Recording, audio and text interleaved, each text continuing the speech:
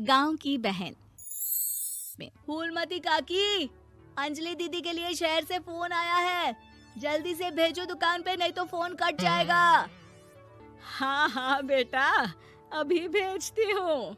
अंजलि बेटा, तेरे लिए शहर से फोन है, सब काम छोड़ के जल्दी जाके सुन ले, नहीं तो फोन कट जाएगा। हाँ माँ, अभी जाती हूँ, जरूर मीनाक्षी दीदी का फोन आया होगा। हाय अंजलि। नमस्ते दीदी, मेरा मतलब हाय, कैसी हो आप? यहाँ तो सब ठीक है। मामा मामी कैसे हैं? तू कैसी है? मेरे तो एग्जाम्स होने वाले हैं, हर रोज कॉलेज जाना पड़ता है, lectures, extra classes, private coaching. ओ मैं तो इतना थक जाती हूँ, क्या बताऊँ। आपकी कॉलेज वाली बहन जी आपको इतना पढ़ाती है, तो घर कब जाती हैं आप दीदी? अरे नहीं नहीं, ये सब सिर्फ मेरी प्रोफेसर नहीं पढ़ाती, मैं अलग से दूसरे टीचर्स के पास भी पढ़ने जाती हूँ। दीदी फिर तो आप बहुत थक जाती होगी ना, आप ना पैदल मत जाया करो, टांगा ले लिया करो दीदी। नहीं मेरी भोली बहन, ना मैं पैदल जाती हूँ, ना ही यहाँ टांगा मिलता है, मैं बस से जाती हूँ और थोड़ी दूरी के लिए रिक्शा ले लेती हूँ। सच्ची? वहाँ पर टांगे नहीं बस चलती है? वाह, वो भी हर रोज? हमारे गांव में भी बस आती है, दिन में 2 बार। यही तो खास बात है शहर की, यहाँ बसें पूरा दिन दौड़ती हैं सड़कों पर, और सिर्फ बसें ही नहीं, कार, स्कूटर और ट्रक भी, और तो और थोड़ी दूरी पर तो हवाई जहाज भी है, जहाँ से हवाई जहाज आसमान में उड़ते हैं। अच्छा दीदी, मैं फोन रखती हूँ, बुआ जी फूफा जी को मेरा नमस्ते कहना। हाँ माँ, हम लोग शहर में क्यों नहीं रहते? बुआ जी, फूफा जी और मीनाक्षी दीदी तो शहर में ही रहते हैं। अरे क्योंकि तेरे बुआ जी की शादी शहर में हुई थी, इसलिए बेटा। शादी से पहले वो भी तेरे पापा और दादा दादी के साथ गांव में ही रहती थी। तो फिर बा, मुझे शहर भेज दो ना, मैं भी शहर देखना चाहती हूँ। इतनी बार मीनाक्षी दीदी से शहर के बारे में सुन चुकी हूँ, अब मैं भी वहाँ जाकर देखना चाहती हूँ। बस आप मुझे शहर भेज दो।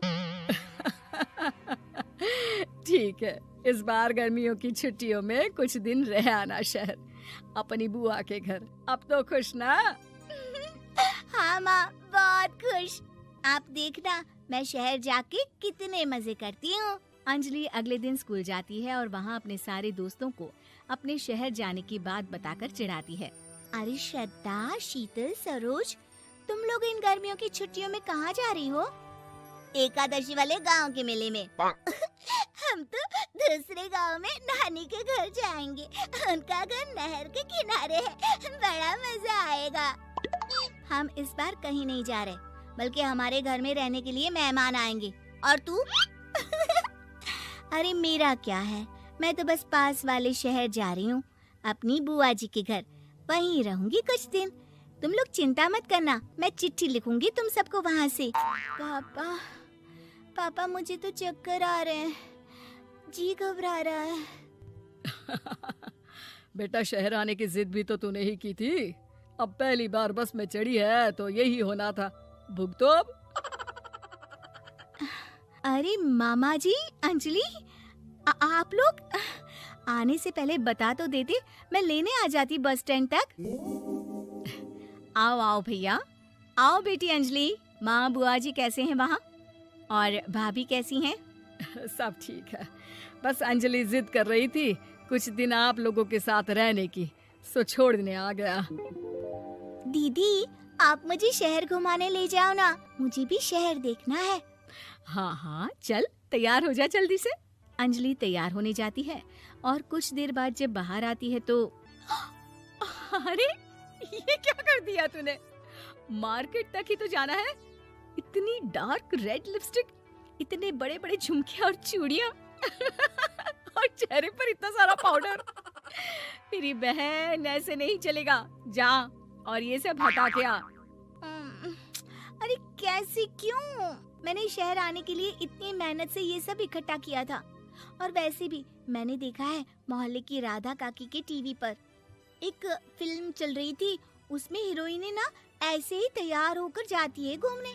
सब पता है मुझे, मैं तो ऐसे ही जाऊंगी दीदी। अंजलि शहर की चकाचौंध को देखकर बहुत हैरान और खुश होती है। ऊंची ऊंची इमारतें, सड़क पर दौड़ती गाड़ियाँ, बड़ी बड़ी दुकानें, उसकी एक्साइटमेंट का ठिकाना नहीं था। दीदी, ये छोटा सा कमरा सड़क के किनारे क्यों रखा है? इसमें कौन रहता होगा? ये कमरा नहीं, पीसीओ है, पीसीओ।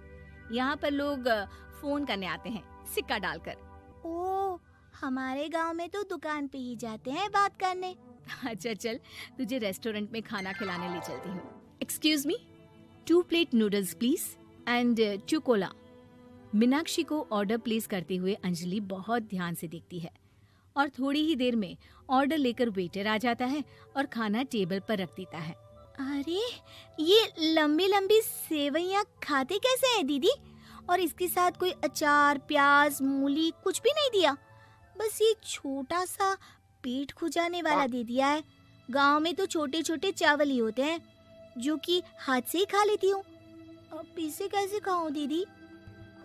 एक्सक्यूज मी, एक चम्मच प्लीज, और लिटिल प्याज और अचार और मूली और एक गिलास मट्ठा, वो बाद में। हाँ, अब ये सब सुनकर आसपास बैठे लोगों को हंसी आ जाती है।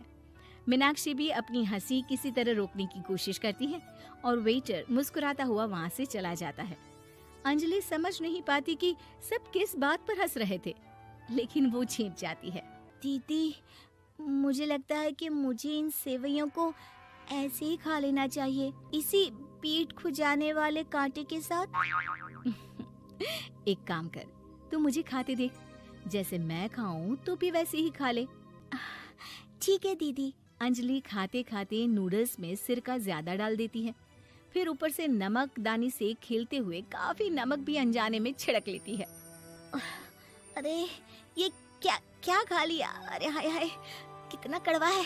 पानी पानी, ये काला शरबत ही पी लेती हूँ। और जल्दबाजी में अंजलि जल्दी जल्दी कोला पी लेती है, जिससे उसके नाक में झंझनाहट होती है। दीदी, मुझे ले चलो यहाँ से। मैं ये सब शहरी खाना नहीं खा सकती। अब शर्म के मारे मीनाक्षी अपनी बहन को वापस घर ले जाती है और कहती है कि देख अंजलि, माना कि शहर और गांव एक दूसरे से बहुत अलग है, लेकिन इसका मतलब ये नहीं कि हमेशा शहर ही बेहतर हो और उस वजह से हमें वो सब करना पड़े जो हम नहीं कर सकते। शहर में सहूलतें तो हैं ही, पर चुनौतियां भी हैं। हम जहाँ भी रहें, हमें कभी अपने आप को कम या ज्यादा नहीं समझना चाहिए। और किसी भी नई जगह में ढलने में समय लगता है, उसके लिए तुम्हें दूसरों की नकल करने की कोई जरूरत नहीं है। बेटा, घूम लिया शहर या अभी और घूमना है? नहीं पापा, मैं अपनी गलती समझ गई हूँ। आप गांव ही ले चलिए मुझे।